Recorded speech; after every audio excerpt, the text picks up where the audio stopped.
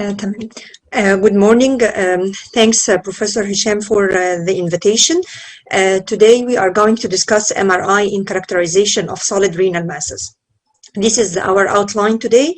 We are going to discuss the indications to perform MRI, what is the preferred MRI protocol, what are the characteristic appearance for common solid renal masses, what are the pre-surgical assessment, and we also will give a hint for the recent PET MR study. The value of MRI is increasing nowadays because we discover incidental renal masses during imaging for other reasons, because of the wide availability for cross-sectional imaging nowadays. Role of imaging is to assess, is it a tumor? And if it is a tumor, then what is its type and what is the staging? These are the common questions the clinician wants to know. The most common renal lesions could include renal cell carcinoma, angiomyolipomas for renal masses, and also renal cysts. But there are also a lot of differential diagnoses for other renal masses, including lipid-poor AML, oncocytomas, lymphomas, transitional cell carcinoma, metastasis, and also infection and renal infarctions, which could have a mimicker for renal masses. Most commonly, renal masses are diagnosed by CT depending on their enhancement, and if there is no enhancement, then we are dealing with a cyst. Macroscopic fat, if present, then we are dealing with an angiomyolipoma. If enhancement is found on CT with no fat, then it could be renal cell carcinoma or another. There are multiple techniques for the assessment and the characterization of renal masses, and sometimes CT assessment is difficult, so we refer for MRI in enhancing lesions with no definite fat, especially if the enhancement is minimal. Let's see an example for how difficult some renal masses can be on the CT image. This is contrast enhanced CT. This is the pre-contrast image. These are the three dynamic study for renal mass. We can see a renal mass over here, and it has some hyperintensities noted on the pre-contrast image. Then we should consider that this is a high proteinaceous content or small hemorrhagic component, and on the dynamic study there is minimal enhancement noted, and this is difficult to assess if this is just a complicated renal cyst or it is a minimally enhancing renal lesion. And after performing the MRI, we can see that this lesion has a hyperintensity on the pre-contrast T1 weighted image, confirming the presence of hemorrhage as we are considering on the pre-contrast CT. But on the dynamic study, we can precisely evaluate the enhancing components, especially on the subtracted images. And so this is very crucial in assessment, and then we are dealing with the renal mass and not just a complicated renal system. Another example, we can see that this is two different cases. This is the initial case with renal lesion that appear to be isodense on the pre-contrast image and shows intense enhancement on the early dynamic study with delayed washout of the lesion. Another similar lesion with similar imaging characteristic noted with early enhancement and delayed washout. But these are two different complete diagnoses. The first case was pathologically proven to be minimal fat AML, while the other case is a clear cell RCC. And so here come the role for MRI for further discrimination between two different entities. This is a benign lesion and no intervention needed unless complicated, but this is a malignant lesion, and surgical assessment and staging could be performed for this patient. So what to do? CT or MRI for renal lesions? Most commonly, CT is performing a good job in characterization of renal lesions. MRI is preserved in some certain conditions when there is a contraindication for contrast injection, if the patient has an allergy for the iodinated contrast, or the patient having renal dysfunction. if there is a concern for radiation exposure, especially in pregnancy and children, and also for characterization in lesions that are equivocal on CT. These are the indications for MRI in renal masses. MRI should be performed on a closed MR machine, either 1.5 or 3T. First, we perform the morphologic sequences, including the T2 weighted image in axial and coronal. Also, a very important sequence in renal assessment is the axial T1 in and out of phase, and also in the fat suppressed images. We perform also functional data, including the DCE or dynamic contrast enhanced image with addition of diffusion and ADC. Actually, diffusion and ADC have some limitations in characterization of renal lesions because it is having a lower sensitivity for renal cell carcinoma, for example, which is the most aggressive renal mass. Because most of the time the diffusion weighted image in clear cell carcinoma is very high, and it show overlap between it and some of the benign lesions. But diffusion weighted image is very helpful, especially if we are suspecting nephritis and abscess formation. So we routinely add diffusion weighted image included in the renal protocol assessment. The dynamic post-contrast images should include three important phases, as mentioned earlier: the corticomedullary phase, where we can see the cortex with the enhancement and the medulla with no enhancement. And then we can have the early nephrographic phase with more pronounced enhancement of the renal medulla, and also the late nephrographic phase with more enhancement of the renal medulla.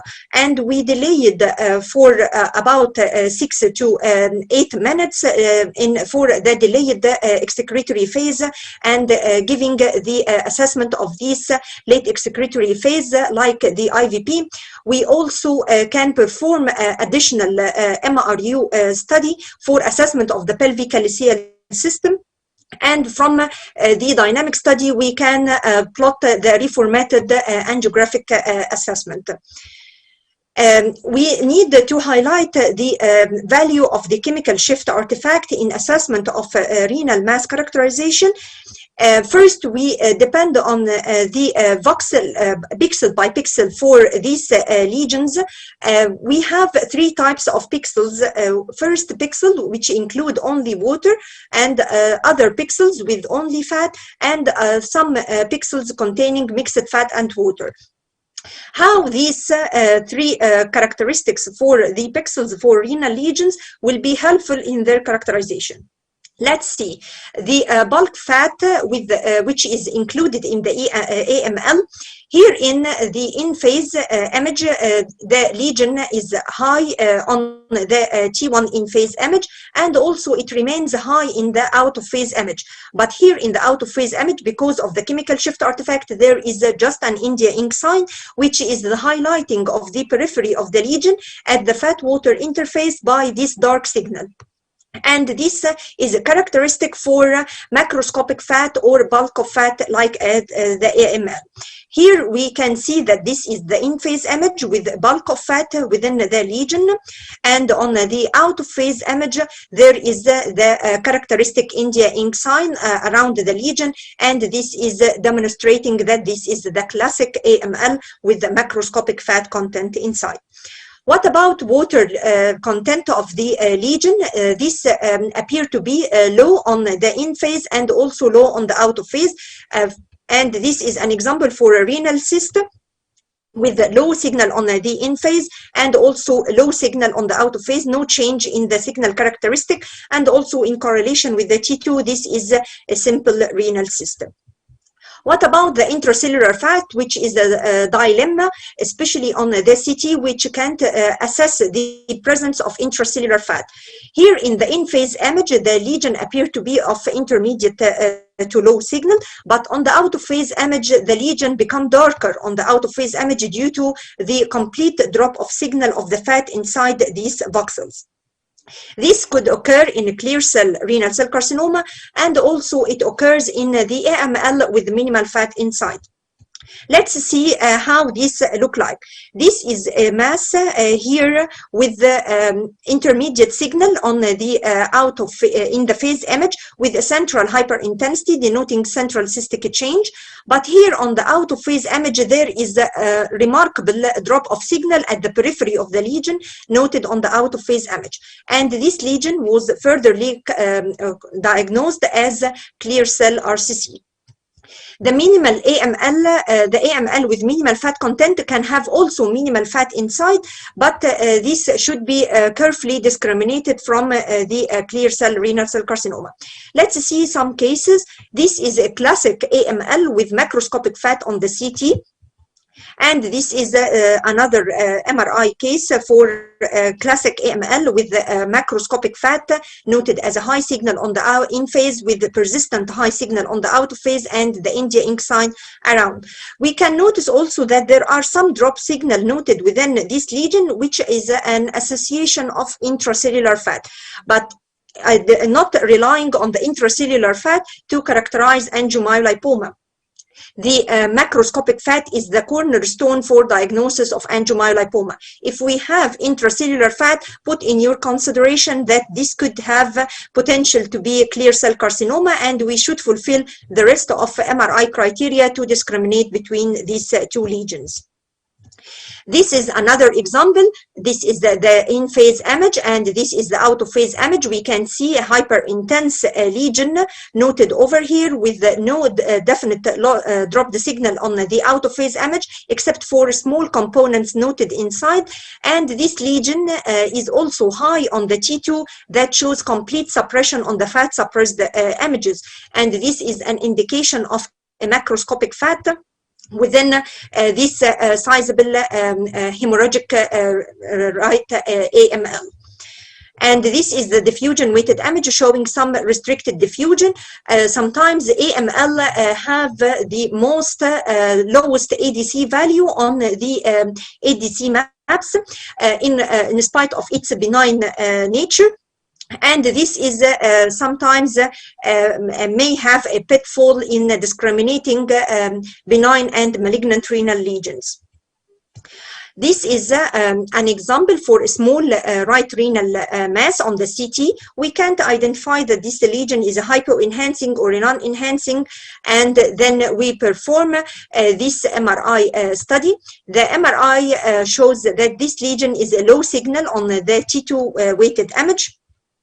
And this is an intermediate signal on the fat on the T1 weighted image.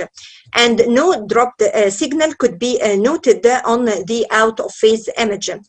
And all these criteria are suspicious for small papillary renal cell carcinoma.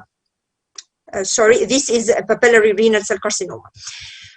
Another example for a lesion that is difficult to characterize on the CT. This is an exophytic mass on the pre-contrast image, and this is the T2. It has a low signal on the T2 fat suppressed image. And this lesion is a hyper-enhancing lesion on the contrast enhancement with subsequent washout. All these characteristics are characteristic for angiomyolipoma. So in MRI, the minimal fat angiomyolipoma appear to be dark on the T2 and the T2 fat suppressed images because we can't discriminate the microscopic fat on the fat suppressed image. We depend on the enhancement criteria. It appears as a hyper enhancing lesion with subsequent wash out. And the T2 is the cornerstone in assessing the minimal fat AML and discriminating it from the renal cell carcinoma of the clear cell type, because the clear cell type appear as a hyper intensity on the T2 weighted image.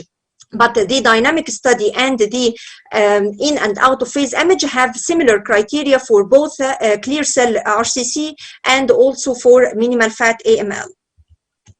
Another example with this lesion that appear to be dark on the T2 with the hyper enhancement on the dynamic study, and there is a minimal fat noted within this lesion on the in and out of phase image, and this is characteristic for minimal fat AML. Let's see the papillary RCC. Here it appears as a dark signal on the T2 weighted image, which is again a mimicker with the minimal fat AML on the T2 weighted image, and this sometimes it can have some hemorrhagic changes inside, and it could have a very high large size with more pronounced hemorrhagic changes. The hemorrhagic changes appear as a hyperintensity on the pre-contrast T1 weighted image, and we can see that there is a regular interface between the lesion and the renal parenchyma. And after we perform a contrast injection, we can delineate the mass from the adjacent normally enhancing renal parenchyma, but it is difficult to precise if this interface is truly showing enhancement, or this is just a part of the hemorrhagic change, and this is just a complicated hemorrhagic renal cyst.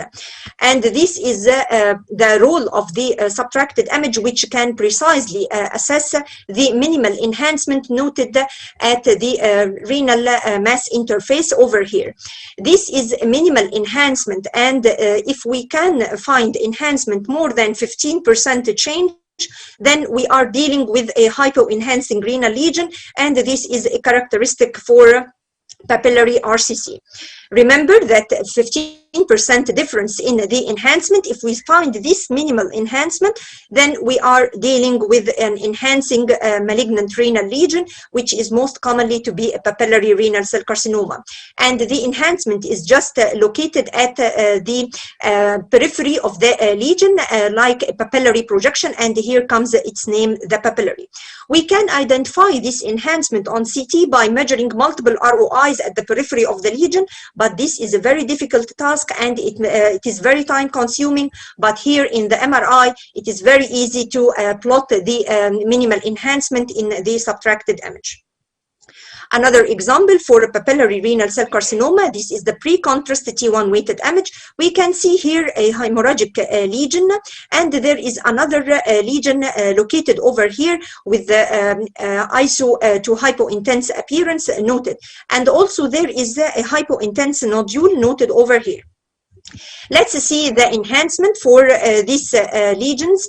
This is the upper polar region, and this is the another lesion. Which of them is a truly enhancing lesion and which is a non-enhancing lesion? We just refer to the subtracted image to discriminate between the enhancement and the non-enhancing components, and we can see here that this lesion, which is the hemorrhagic from the start, is non-enhancing lesion, and this is just a hemorrhagic cyst, while the other lesion is a truly enhancing lesion, and it shows minimal enhancement, and this is a papillary renal cell carcinoma. Another example, this is a small lesion on the T2 with low signal noted. The differential on this T2 could be papillary renal cell carcinoma or minimal fat AML. So we refer to the contrast and the T1 in and out of phase image for their characterization. Remember, this is a minimal fat AML, and this is the papillary renal cell carcinoma. They look as like each other on the T2 weighted image because they have both low signal images, and then refer to the rest of the sequence for further discrimination between both lesions. This is the dynamics for the renal masses. If we plot the dynamics, we can see that the hyper-enhancing lesions are two lesions, either the clear cell carcinoma or the minimal fat AML, while the hypo-enhancing lesions are the papillary RCC. So if we depend on the enhancement, we having some difficulty in discriminating clear cell RCC and minimal fat AML. but we can easily discriminate the papillary RCC because they are hypoenhancing. So if we return to the T2, how can we differentiate the clear cell and the minimal fat AML? We depend that the clear cell RCC usually being of hyperintensity on the T2, and the minimal fat AML are usually of low signal intensity on the T2 weighted image. This is an example. This is the in-phase image, and this is the out-of-phase image. We can see that there is a drop signal noted over here, minimal drop of the signal noted, with hyper-enhancement seen on the dynamic study. And this is the diffusion weighted image with very high ADC values noted on the ATC map, and it is just a T2 shine through on the ADC map. On the T2 weighted image, we can see that this lesion is a hyper-intense, relatively hyper-intense on the T2 compared to the renal parenchyma, and it is more precisely assessed on the T2 fat suppressed image, that we can see a macroscopic fat inside this lesion. So we are dealing, after collecting all these data together, with a clear cell RCC. Another example for a clear cell RCC, this is a lesion with the central hyperintensity due to central necrosis inside, with hyper enhancement noted. And another example with a small nodular enhancement that was proved to be RCC on a follow-up after biopsy.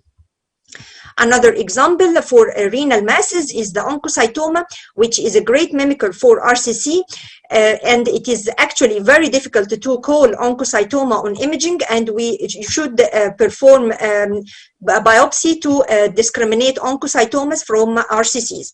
Sometimes we rely on the presence of a central scar in the oncocytoma, but this sometimes occurs in RCC. Sometimes we refer to the presence of the reversal of enhancement, segmental enhancement, which means that we have early enhancement and central non-enhancement that reversed on the nephrographic phase to have central enhancement and the peripheral hypo-enhancement. But sometimes we find that this sign have an overlap with the chromophobe RCC. And so at the end, we can't rely on imaging, either CT or MRI, to confidently call that this is an oncocytoma. If we have a suspicion for that this is an oncocytoma, we should highlight that it couldn't be precisely 100% accurate to discriminate it from RCC, and biopsy is mandatory in such lesions. Another example, this is a renal mass over here, which is protruding into the pelvic calyceal system. Actually, it's not an RCC, it is a transitional cell tumor. Another example for a lesion that is seen protruding into the pelvic calyceal system, and this is a transitional cell tumor. We can notice that the lesion is protruding within the pelvic calyceal system, and this is the reverse diffusion with pronounced restricted diffusion.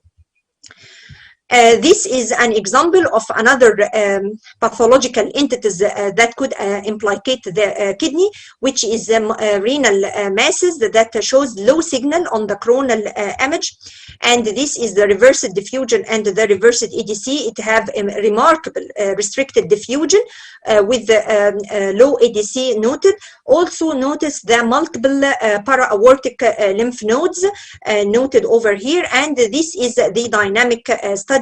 It is a hypo-enhancing lesion all through the dynamic study, with also a heterogeneous enhancement of the para-aortic lymph nodes.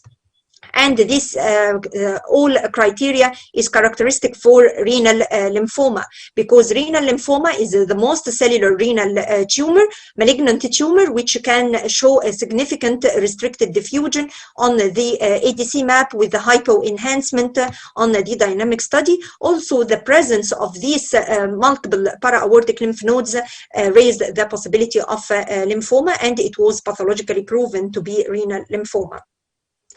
Another example which could have some dilemma with renal masses is the presence of nephritis and areas of parenchymal abscess. This is an example of a T2 weighted image with a sizable subcortical lesion noted over here, and the non-homogeneous appearance of the right kidney. These are the diffusion weighted image at multiple levels, showing restricted diffusion at this lesion with the high T2 signal. So we eliminate the possibility of being clear cell RCC, because clear cell RCC shows no restriction on the diffusion weighted image. We can also notice that there are other multiple areas of restricted diffusion, and after contrast injection there is just a peripheral enhancement, and this was confirmed to be right nephritis with multiple renal abscesses.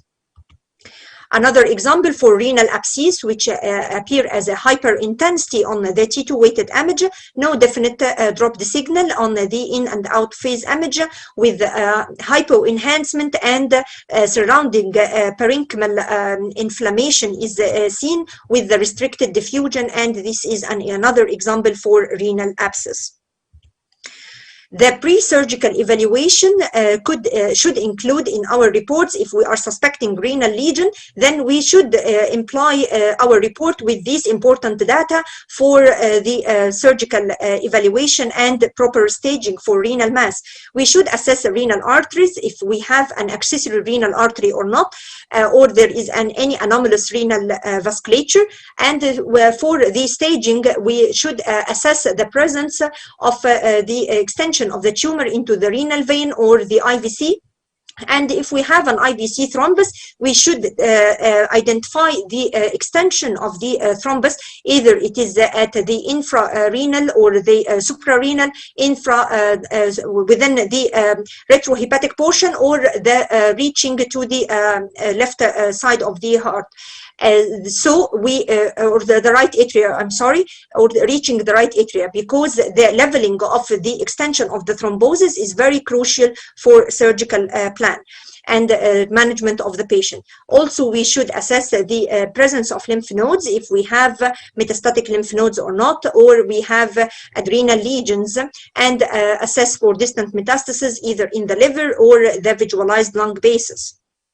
This is an example of extension of a renal mass into the left renal vein, and this is the appearance of the tumoral thrombosis occurring on the MRI image after contrast, and this is another example for suprarenal extension of the tumoral thrombus into the IVC.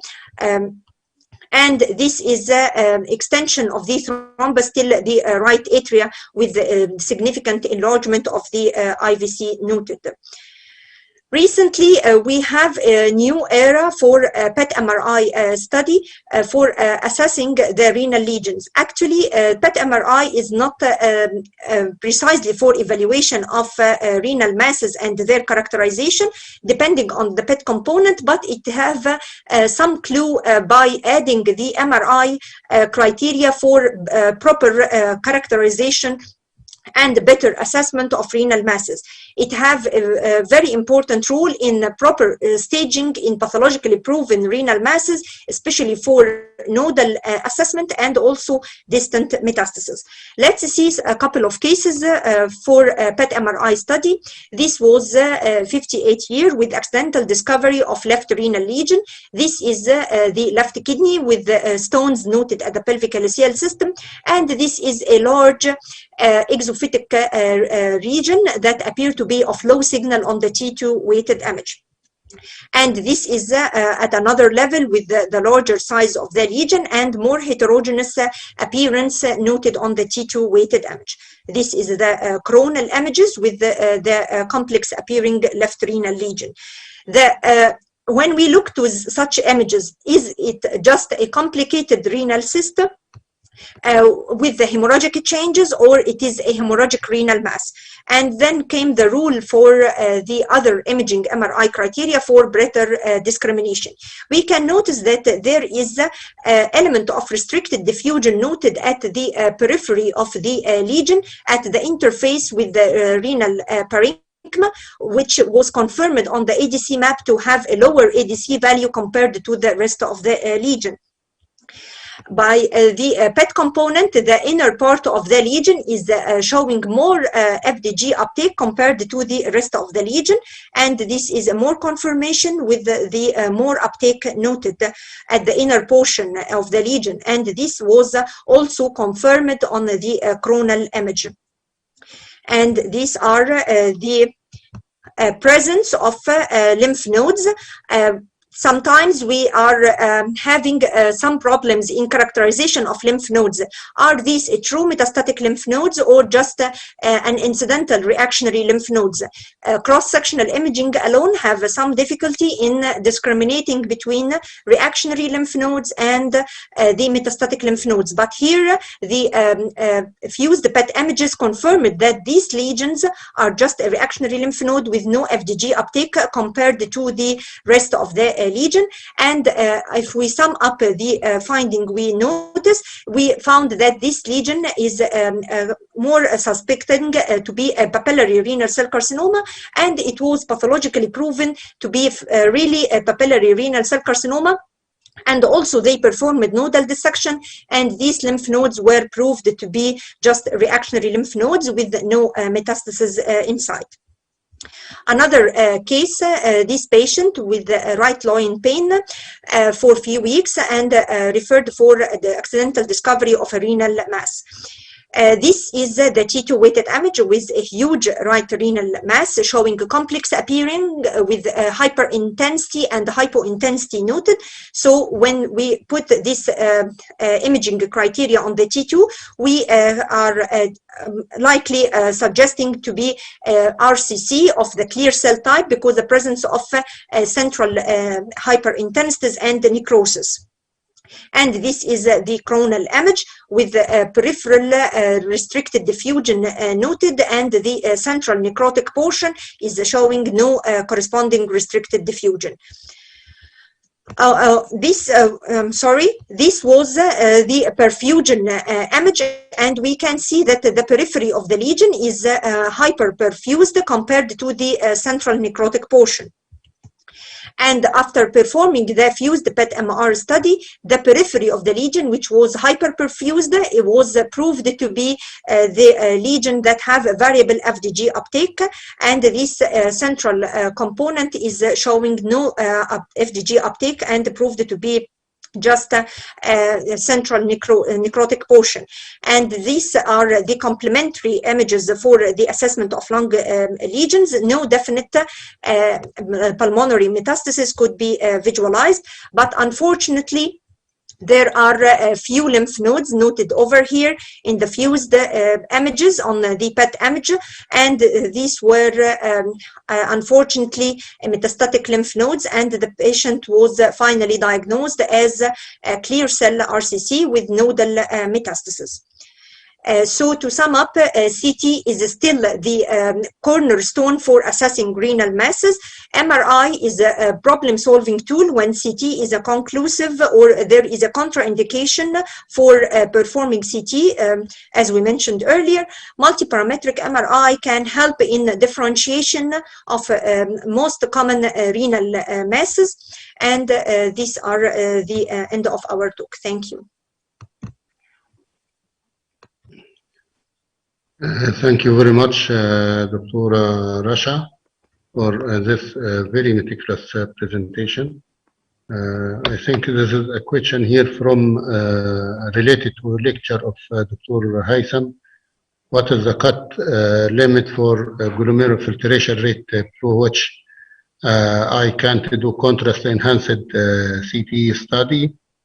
And if I do in such a case, what is the guideline to save the patient? This means can go to dialysis or not.